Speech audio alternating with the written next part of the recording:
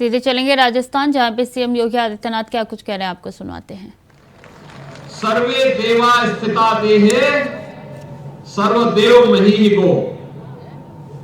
जिस धरती पर गौ माता की सेवा होती है, और मैं इस बात के लिए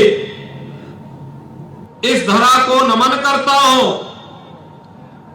पथमेड़ा गौशाला के पूज्य स्वामी दत्त शरणानंद जी महाराज द्वारा लाखों गौ माता का संरक्षण करने का जो कार्य हो रहा है, भाइयों बहनों, उस कार्य ने इस पूरी धरा को देवताओं देवतुल्य बना दिया है, और अवश्य उसका फल यहां प्राप्त होता है। भाइयों बहनों, जालोर जिले से मेरा बहुत पुराना संबंध है। मैं यहां पर श्री मंदिर में, भैरवनाथ जी के मंदिर में, और पूज्य बापू शांतिनाथ जी महाराज के साथ में कई बार उनके आश्रम में मुझे आने का सौभाग्य प्राप्त हुआ है। यहां पे हमारा जो पूज्य संत समाज है, इनके सानिध्य में अनेक कार्यक्रमों में जालोर में मुझे सहभागी होने का अवसर प्राप्त हुआ है। मैं इस अवसर पर सभी पूज्य संतों का हृदय से अभिनंदन करता हूं, और आप सबको भी मैं हृदय से अभिनंदन करता हूं कि जालोर की भूमि पर, नंदीशाला की इस पावन धरा पर आप सबको जन्म लेने और इस धरती के माध्यम से गौ माता की और नंदी की सेवा करने का अवसर प्राप्त हो रहा है। भाइयों बहनों, आज मुझे इस चुनाव के बहाने ही सही, लेकिन मैं देवजी भाई को इस बात के लिए हृदय से अभिनंदन करूंगा कि उन्होंने मुझे इस चुनावी सभा के माध्यम से आप सबसे संवाद बनाने का अवसर दिया है।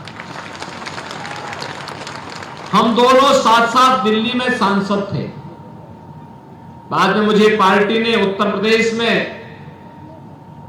वहां के माफिया और अपराधियों को ठीक करने के लिए भेजा, तो मैं तो वहां चला गया। लेकिन भाइयों बहनों, देवजी भाई जब भी दिल्ली में मुझे मिलते थे, जालोर की चर्चा मैं जरूर करता था, और वह भी जालोर की चर्चा, सांचौर की चर्चा जरूर करते थे। और आज ये मेरा सौभाग्य है कि मुझे उनके इस विधानसभा चुनाव में आपके साथ और सांचौर की जनता के साथ संवाद बनाने का अवसर प्राप्त हो रहा है। भाइयों बहनों, ये चुनाव मात्र चुनाव नहीं है,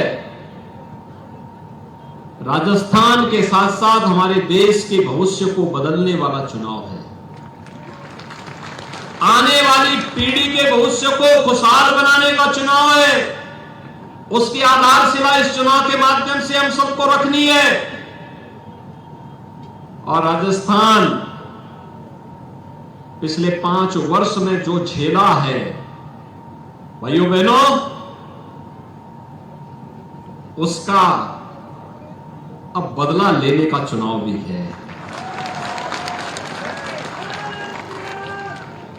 याद करिए, एक तरफ देश विकास की बुलंदियों को छू रहा है, बड़े बड़े विकास कार्य हो रहे हैं, दुनिया में भारत का सम्मान बढ़ रहा है। आज पूरी दुनिया मोदी जी के नेतृत्व में गौरव की अनुभूति करती है। पूरी दुनिया में मोदी जी के प्रति लोगों के मन में एक सम्मान का भाव है। ये मोदी जी के साथ साथ 142 करोड़ भारतीयों का सम्मान दुनिया के अंदर बढ़ता है। सीमाएं सुरक्षित हुई हैं। आज कोई आतंकवादी भारत के अंदर घुसपैठ करके निर्दोष लोगों की हत्या नहीं कर सकता, और अगर करने का दुस्साहस करता है तो उसका तो काम तमाम होता ही है, उसके आंका भी मार दिए जाते हैं।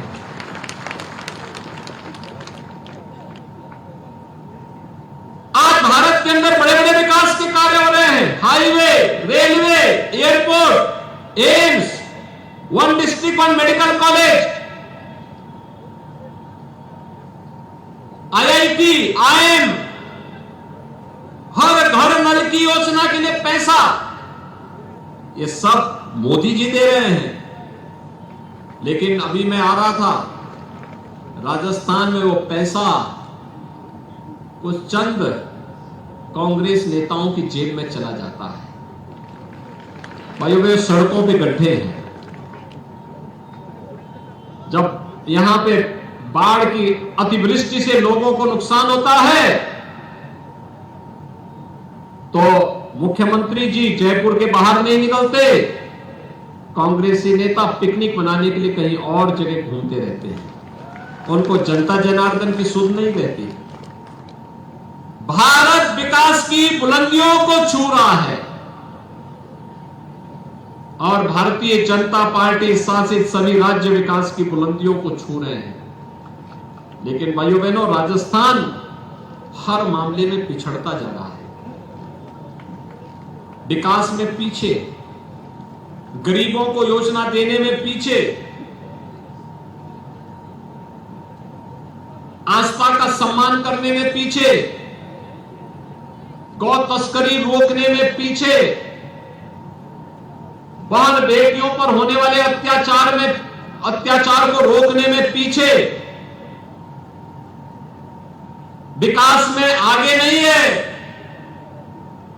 आज नंबर 1 पर जब चर्चा होती है भाइयों बहनों, तो राजस्थान में इस बात की चर्चा होती है कि भाइयों बहनों, जो राजस्थान कभी अपने शौर्य और पराक्रम के लिए, अपनी भक्ति और शक्ति के लिए जाना जाता था, आज उसी राजस्थान में जब हम चर्चा करते हैं तो राजस्थान आज अगर किसी मामले में आगे दिखाई दे रहा है तो अपराध में नंबर 1 पर है,